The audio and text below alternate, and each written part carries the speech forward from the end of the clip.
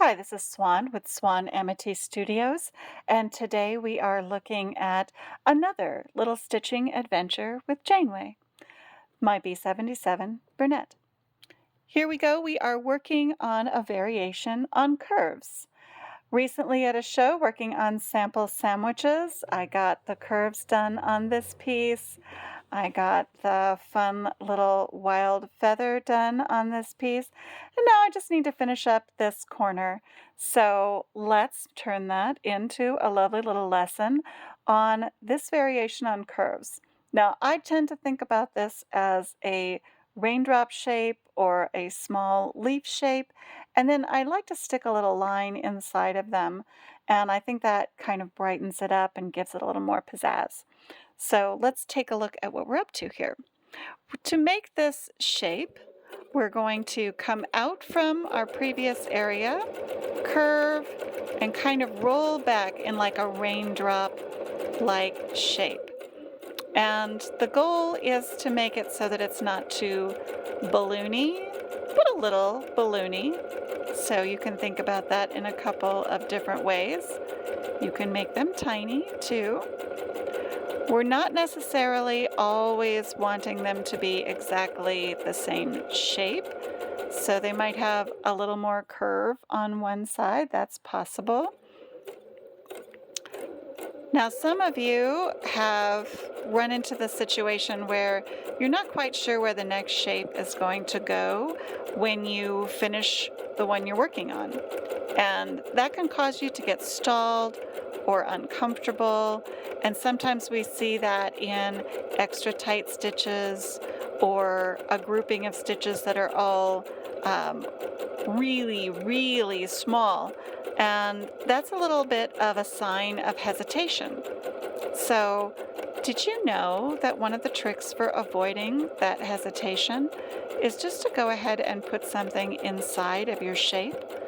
And it gives you a hesitation moment. It gives you a moment to pause while you're just putting that shape inside of it and say, where's the next one going to go? So anytime I'm putting something inside of a shape, one of the things I'm doing at the same time is looking for where the next one is going to go. And that little pause moment, that hesitation moment inside of the shape, is my moment to think about the next space. It's just the amount of time that I need to think about that next space. Now you notice in this case I'm coming off the center of each one, but what if I wanted to change the direction so that they aren't all flowing in the same way?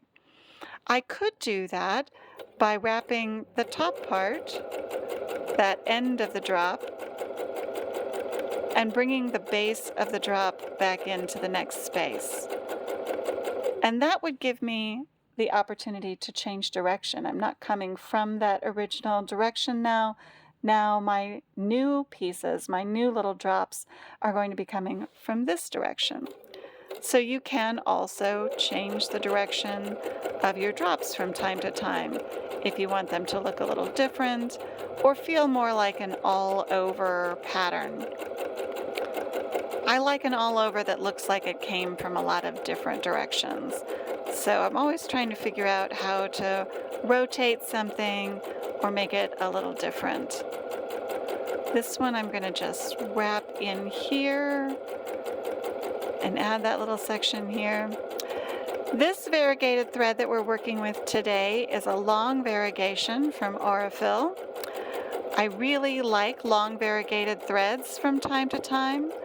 And for those of you who are wondering, what is a long variegation? What does she mean by that? A long variegation is any thread that changes color over a longer span of the thread. So if the color changes as fast as, say, an inch or an inch and a half of color change before you get a new color or a new value, then that's a short variegation.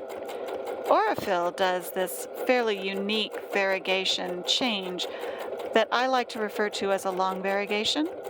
And that means that they will have 3 color changes happen or value changes happen over the course of between 27 and sometimes as many as 48 inches. And now that's a long variegation. It means that each one of those colors is lasting for more like 10 to 13 inches, maybe even 14 inches. And that is a very different approach to a variegation, color change, or value change. You will like one or the other better for different projects. And that's a nice reason to look at different brands of thread and why you like one or the other for different work. This is Swan from Swan Amity Studios. Make sure you follow for more ideas and awesome free motion techniques. We'll see you at the next one, and don't forget to stitch happy.